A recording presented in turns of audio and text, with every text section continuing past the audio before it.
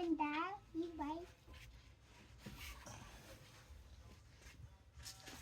Ai ghen á. Đâu đi, buộc gì đi.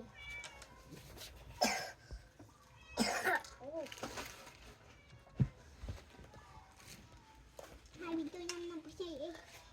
Tôi nhâm năm cái này.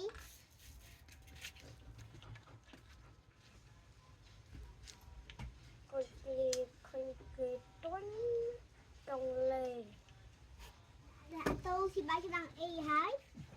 Cái bàn tiền. Thì. Thôi. Thì tôi à.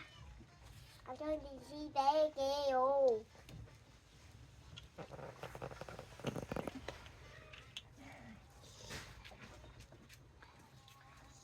Vai ạ.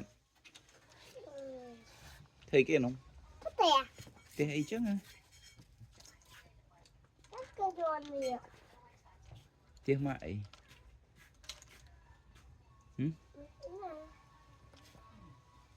À, ở bạc. Còn mũi ta.